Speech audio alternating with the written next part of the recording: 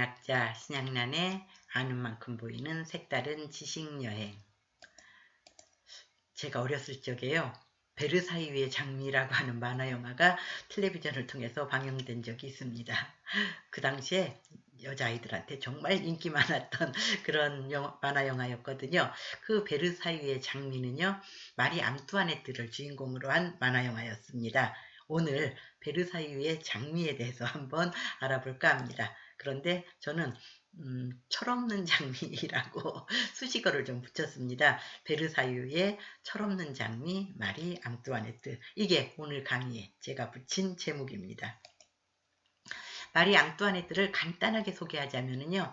합스부르크 제국의 황녀로 태어나서 프랑스 부르봉 왕조의 왕비로 살다가 여기까지는 정말 보통 사람이 누리기 어려운 행운을 타고난 거죠. 그러나 국민의 적으로 규정되어서 단두대에서 처형당함으로써 비극적인 인생을 마감한 그런 사람입니다. 마리 앙뚜아네트, 루이 16세의 왕비였던 마리 앙뚜아네트에 대해서 좀 알아보려고 합니다.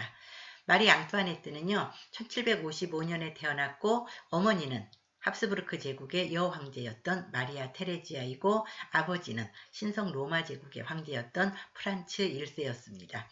두 사람은 금슬 좋기로 아주 유명했습니다. 그래서 두 사람 사이에 16명의 자녀를 낳았는데 마리 앙뚜아네트는 그 전체로 볼 때는 15번째로 태어난 아이고 딸로서는 막내딸이었습니다. 그러니까 그만큼 그 귀한 대접을 받으면서 사랑받으면서 자랐겠지요. 그러나 프랑스로 시집가서 생활하다가 프랑스 대혁명의 그 와중에서 38세의 나이로 처형됐습니다. 프랑스와 합스부르크 제국이 결혼동맹을 맺으려고 한 가장 중요한 이유는 프로이센을 견제하기 위해서였습니다. 사실은 프랑스하고 합스부르크 제국 자체도 사이가 안 좋은 서로 적대시하던 나라였는데 프로이센이라고 하는 공동의 적이 나타나자 동맹을 맺기 위해서 정략결혼을 추진한 거죠. 그래서 이제 신랑감은 부르봉 왕조의 후계자인 루이 15세의 손자입니다. 루이 15세의 손자인 루이가 신랑감이고요. 합스부르크 제국의 그 귀한 막내딸 마리 앙투아네트가 신부감이었습니다. 결혼 당시 신랑은 15살, 신부는 14살이었다고 합니다. 무슨 철이 있었겠습니까? 철 없는 게 당연하지요. 일단 두 나라의 필요에 의해서 결혼을 하기는 했지만 그 마리 앙뚜아네트를 바라보는 프랑스 국민들의 감정은 별로 좋지 않았습니다. 왜냐하면은 오랜 적대 관계였던 두 나라였기 때문에 그렇습니다. 그러니까 필요해서 결혼을 추진하기는 했지만 왕자님과 공주님이 결혼한다고 해서 오래 묵은 국민 감정까지 갑자기 좋아지겠습니까? 합스부르크 제국에 대한 프랑스 국민들의 적개심이 마리 앙투아네트에게 투사될 수밖에 없었죠. 요 초상화가요. 왼쪽이 루이 16세 그리고 오른쪽이 마리 앙뚜아네트입니다. 요 이제 왕과 왕비 시절의 초상화입니다. 프랑스 대혁명이 아니었다면은 루이 16세와 마리 앙뚜아네트는 그럭저럭 행복하게 살 수 있었을지도 모릅니다. 그 루이 15세가 굉장히 그 여성 편력이 심했던 데에 비해서 루이 16세는 좀 소극적이고 내성적인 성격이라서 그런지 몰라도 뭐 여자 문제가 복잡하거나 그러지는 않았더라고요. 뭐 그러다 보니까 자녀 낳고 왕과 왕비로서 그러니까 왕과 왕비로서는 평범한 그런 삶을 누릴 수 있었을지도 모르겠는데 그들의 운명을 바꿔놓는 대사건이 벌어지지요. 바로 프랑스 대혁명입니다. 프랑스 대혁명에 대해서 간단하게 말씀드릴 수는 없죠. 그러나 왜 그런 일이 벌어졌는지 제일 대표적인 원인을 꼽자면은 프랑스의 신분 제도를 들 수 있을 것입니다. 프랑스는요, 국왕이 맨 꼭대기, 국왕과 왕족이 맨 꼭대기 신분이고요. 그 바로 아래가 제1신분이라고 일컬어지는 성직자, 그리고 그 아래가 제2신분이라고 일컬어지는 귀족, 들이 있었습니다. 그들이 전체 인구의 2%밖에 안 되는 그 특권 계급이 세금은 면제받으면서 온갖 특혜는 독점하는 그런 신분 제도를 갖고 있었어요. 상대적으로 전 인구의 98%를 차지하는 제3신분은 과중한 세금을 부담하고 전쟁이 일어나면은 끌려가서 목숨을 내놔야 되는데도 불구하고 이렇다 할 참정권도 보장받지 못하는 그런 불평등한 사회였습니다. 이것이 이제 그 불만이 터져 나온 것이 프랑스 대혁명이거든요. 그러니까 사실은 그 마리 앙투아네트가 프랑스 대혁명의 원인이 되었다고 볼 수는 없는 겁니다. 프랑스는 이미 신분제도라든지 하는 그 당시에 안으로 골마 있던 문제가 터지면서 혁명이 일어났던 거지요. 자, 그 당시에, 그러니까 혁명의 분위기가 무르익던 그 당시에 왕이 루이 16세였는데 루이 16세는 선하기는 했는지 모르지만은 무능한 왕이었던 것으로 보입니다. 그러니까 정말로 개혁이 필요한 시기였는데 적절하게 대처를 못한 겁니다. 왕으로서. 그러면은 사실은 그 프랑스 대혁명에 대한 책임은 왕이 져야 되는 거지요. 왕비가 책임질 문제는 아니지 않겠습니까? 그러나 백성들은 왕보다는 왕비를 더 미워했고 왕비에게 책임을 뒤집어 씌우는 그런 분위기였습니다. 그러니까 마리 앙투아네트가 사치스러운 생활을 하면서 백성들의 어려움을 모른다는 거지요. 그리고 이제 그 당시 프랑스 국민들의 감정을 갖다가 더 악화시킨 것이 그 백성들이 굶주린 백성들이 우리에게 빵이 아니면은 죽음을 달라라고 외친다니까 빵이 없으면 케이크를 먹으면 되지 않느냐라고 했다는 그런 루머가 퍼지면서 마리 앙투아네트에 대한 분노가 더 심해졌는데 사실 그거는 사실이 아니라고 합니다. 마리 앙투아네트가 한 말이 아니고요. 그 이전부터 외국에서 시집온 왕비가 마음에 들지 않으면은 뭐 그런 말을 퍼뜨려서 그런 적대감을 불러일으키는 게 있었는데 그것이 이제 마리 앙투아네트에게는 좀 더 치명적이었던 거죠. 사실 대혁명 때 체포된 마리 앙투아네트에게 씌워진 가장 중요한 죄목이 뭐냐면은요. 사치스러운 생활로 국고를 탕진했다라고 하는 것이었는데 사실 마리 앙투아네트는요. 죽을 때까지도 그 죄명을 납득을 못했을 것 같습니다. 왜냐하면은 마리 앙투아네트는 자신이 생활하는 것이 사치스러운 생활이라는 생각을 안 했을 것 같아요. 합스부르크 제국의 막내딸로 태어나서 얼마나 호화롭게 살았겠습니까? 그리고 시집을 왔더니 베르사유 궁전에서 베르사유 궁전이 시댁입니다. 베르사유 궁전은요. 유럽의 여러 궁전 건물들 중에서도 가장 호화로운 규모가 크고 사치스러운 건물입니다.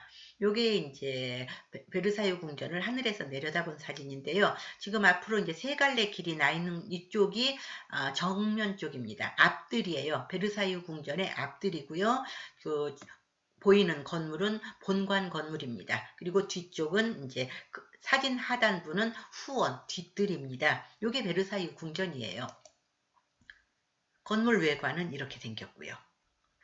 건물부터가 겉에서 볼 때부터 벌써 사치스럽지 않습니까? 건물 내부는 이렇습니다. 이런 공간에서 사치스럽지 않게 소박하고 검소하게 산다는 것이 가능했겠습니까? 마리 앙투아네트의 잘못이라고 몰아붙일 수가 없는 상황입니다. 요거는 이제 후원입니다. 뒷뜰입니다. 그리고 후원 끄트머리는 이렇게 생겼고요. 이런 공간에서 마리 앙투아네트가 살다 보니까 백성들이 볼 때는 지나치게 사치스럽고 호화로운 생활을 한다고 생각을 해서 자신들의 가난한 삶과 비교할 때 분노할 수밖에 없었지만 마리 앙투아네트는 그 안에서 살면서 자기 자신은 사치스럽게 생활한다는 생각을 안 했을 것 같은 게 제 느낌입니다. 자, 어찌됐든지 여러 가지 이제 사회적인 어떤 구조적인 문제라든지 왕실에 대한 어떤 적개심이라든지 외국에서 시집온 마리 앙투아네트 개인에 대한 분노라든지 하는 것들이 다각적으로 복합적으로 작용을 했을 겁니다. 그래서 이제 터져 나온 것이 프랑스 대혁명이고 그 시초는 1789년 7월 14일에 있었던 바스티유 감옥의 습격으로 봅니다. 역사는 그렇게 봅니다. 요게 이제 바스티유 감옥을 습격하는 시민군들의 모습을 그린 그림입니다. 요것도 그렇고요. 벌써 바스티유 감옥이 파괴됐네요. 요렇게 해서 이제 프랑스 대혁명의 불길이 불타오르기 시작했습니다. 이렇게 되니까 루이 16세하고 마리 앙투아네트는 어떤 신변의 위협을 느꼈을 겁니다. 왜 안 그렇겠습니까? 그러다 보니까 목숨을 구하기 위해서 망명을 하려는 계획을 세웠죠. 루이 16세 입장에서는 당연한 어떤 시도였을 거라고 생각을 하는데 불행히도 그거는 그 망명 시도는 실패로 끝납니다. 바렌느라고 하는 곳에서 체포되거든요. 이것이 바렌느에서 체포되는 루이 16세의 가족입니다. 문 밖에 지금 시민군들이 쫓아와서 그 왕실 가족들을 끌어내려고 하고 있죠. 그리고 이 그림은 이제 체포되어서 파리로 압송당하는 루이 16세 가족의 모습입니다.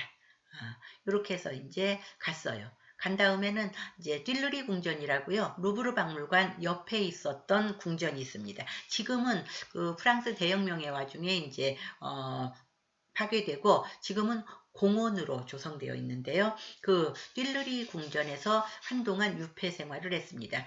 여기서 그 푸른색 드레스를 입으니까 마리 앙뚜아네트로 보입니다. 그리고 이제 딸과 아들이고 시녀로 보이는데 그 왕비가 머무는 곳까지 시민들이 와서 그 적개심과 조롱 이런 것들을 표현하는 장면입니다. 여기서 이제 유폐 생활하다가 콩시에르줄이라고 하는 임시 감옥으로 옮겨가서 한동안 감금되어 있었고요. 여기는 이제 콩시에르줄이는 루브르 박물관에서 그 노트르담 대성당 있는 쪽으로 내려가다 보면은 보입니다.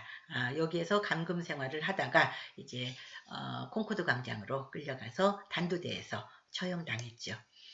이 그림은 마리 앙뚜아네트의 마지막 아침이라는 제목이 붙어 있는 그림입니다. 이제 처형장으로 데려가기 위해서 사람들이 왔네요. 그리고 요거는 이제 건물 밖으로 콩시에르줄이 밖으로 끌려나가는 마리 앙뚜아네트죠.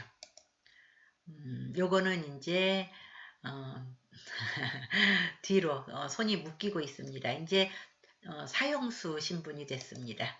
그리고 요거는 이제 묶인 채로 그 자신의 죄명을 듣고 있지 않겠습니까? 당신은 이러이러한 죄로 국민의 이름으로 처형한다라고 하는 그런 장면으로 보입니다.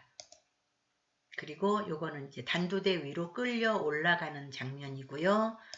그리고 요거는 단두대에서 목이 달아난 그런 장면입니다. 예, 이제 마리 앙뚜아네트의 몸은 여기 있고요.